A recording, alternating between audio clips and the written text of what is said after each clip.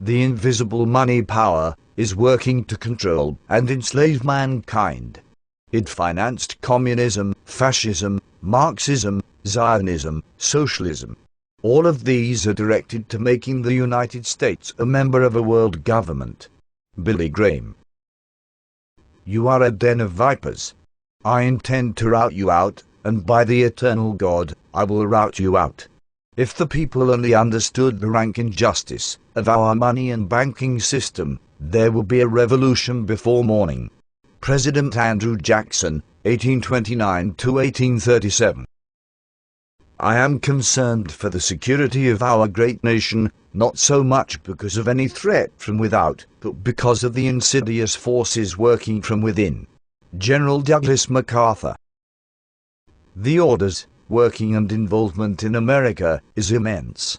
The real rulers in Washington are invisible and exercise power from behind the scenes.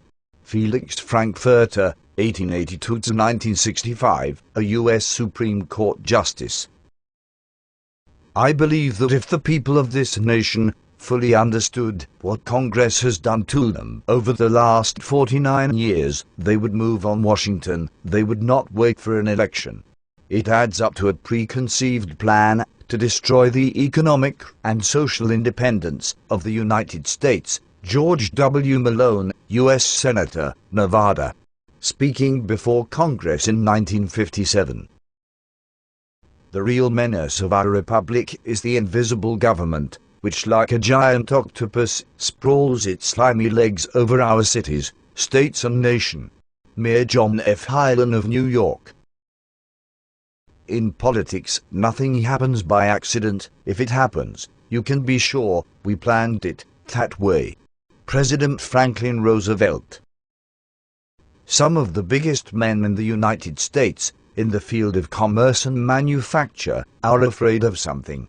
They know that there is a power somewhere, so organized, so subtle, so watchful, so interlocked, so complete, so pervasive, that they had better not speak above their breath when they speak in condemnation of it.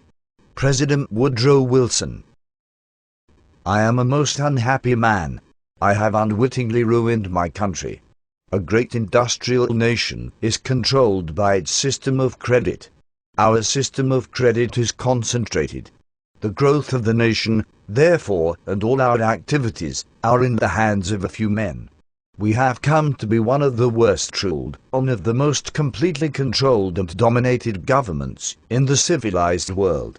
No longer a government by free opinion, no longer a government by conviction and the vote of the majority, but a government by the opinion and duress of a small group of dominant men.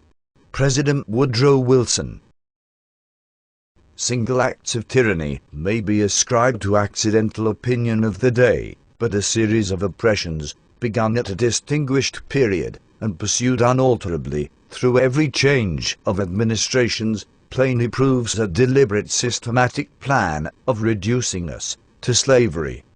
If the American people ever allow private banks to control the issue of their currency, first by inflation and then by deflation, the banks and corporations that will grow up around them will deprive the people of all property until their children wake up homeless on the continent their fathers conquered. Thomas Jefferson. It is not my intention to doubt that the doctrine of the Illuminati and the principles of Jacobinism had not spread in the United States. On the contrary, no one is more satisfied of this fact than I am. George Washington, 1798. Ladies and gentlemen, the very word secrecy is repugnant in a free and open society, and we are, as a people, inherently and historically opposed to secret societies, to secret oaths, and to secret proceedings. For we are opposed around the world by a monolithic and ruthless conspiracy that relies primarily on covert means for expanding its sphere of influence, on infiltration instead of invasion, on subversion instead of elections, on intimidation instead of free choice. It is a system which has conscripted vast human and material resources into the building of a tightly knit, highly efficient machine that combines military, diplomatic, intelligence, economic, scientific, and political operations. Its preparations are concealed, not published. Its mistakes are buried, not headlined. Its dissenters are silenced, not praised.